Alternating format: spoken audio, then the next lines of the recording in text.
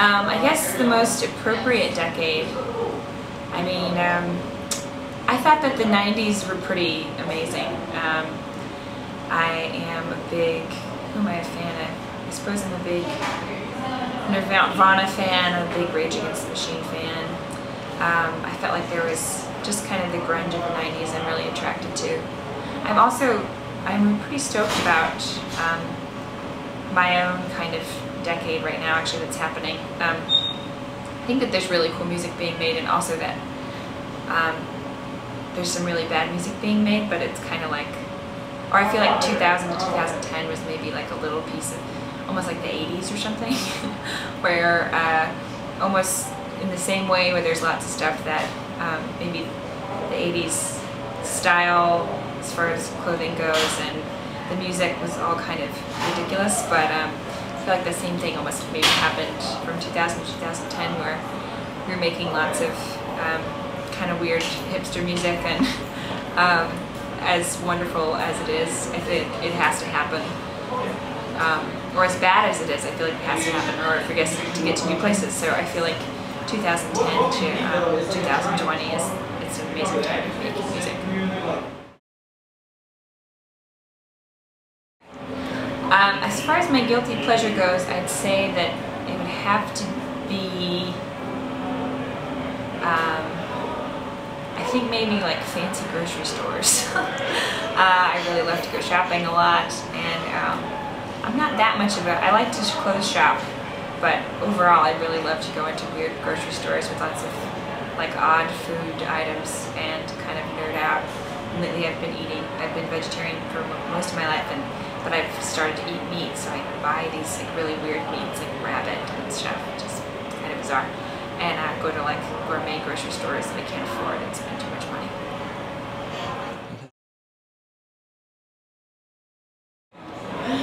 I think that the first album I owned was possibly an NSYNC record, or not record, it was a CD, but and I was probably in 3rd grade. I listened to lots of records or CDs or whatever you want to call them at a really young age from my parents, but as far as the first one that I owned, I think it might have been NSYNC, and I was obsessed with them, and I still really like their music now. I just remember, I think I Want You Back, or I Want You Back, I don't know, but that was a great record. I don't even remember what it was called, but I remember getting it. And then I also got the Spice Girls record. That was really good. And Britney Spears too. Those were like 3, I remember like 3 of the first ones I remember getting, and they were really incredible. It changed my life.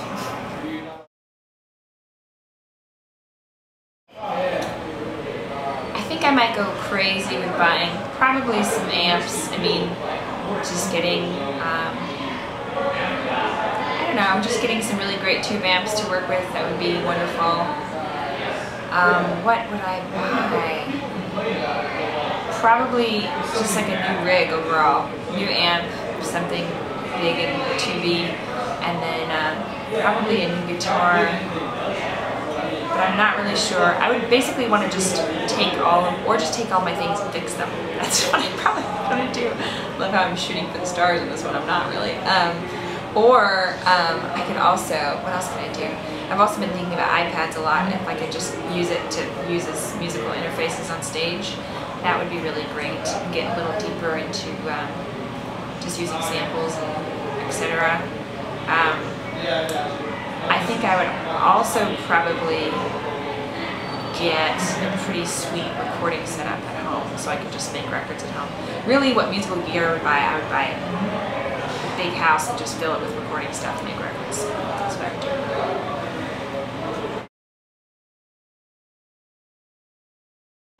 I could be a superhero. I would have superpowers that enable me to probably, I mean, flying would be great. Flying is always cool, but and I'd never want to read people's minds. That would be terrible. But maybe I would be able to like, I'd be able to well, time travel would actually be really awesome too. But maybe I would be able to appear places like at the snap of my fingers. Like if I wanted to be in China right now, I would just snap my fingers and I would be there. And I wouldn't get jet lag either. I would just be totally on point with the travel.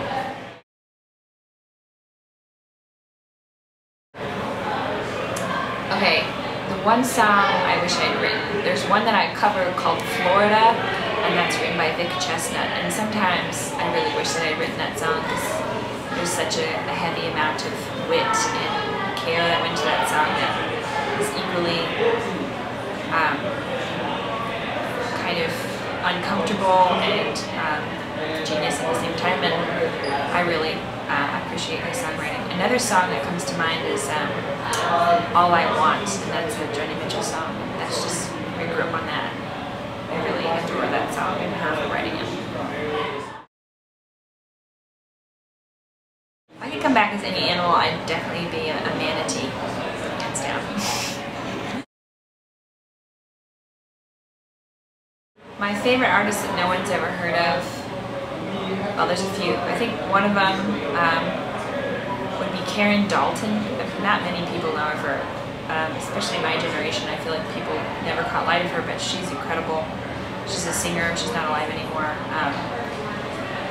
Another artist, well, that people are getting really hip to actually, is a band called Empress of, and that's fronted by a friend of mine called Laura Lee Rodriguez. And, she went to Berkeley actually, but she's doing some amazing things. She lives in Brooklyn, and yeah, she just makes really awesome music. Check her out. Maybe I would invite Omo Sangare. She's a singer from Mali, and she seems like she's got a really big personality. I think she'd be really cool. That's Omo Sangare. It's kind of a weird name. Another person that I would probably invite would be Bill Murray.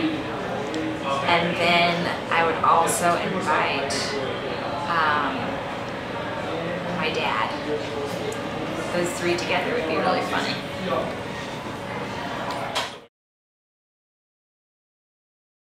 If I could co-bill with any band, I think that it would probably be Feist. I'm a huge Feist fan, and I adore her, and I've always felt so musically inspired by her, so I think it'd be really cool to be on tour with her whole crew. And then another name that comes to mind, I think Wilco would be really cool to open up for. Yeah, those are probably my top two actually, as far as just current stuff. Those would be amazing. Or maybe St. Vincent would also be really cool. But probably Feist and Wilco, probably my two favorites. Hollywood made a movie about me.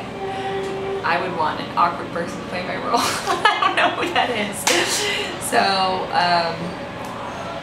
maybe like, I mean, she doesn't look like me at all, but maybe she dyed her hair.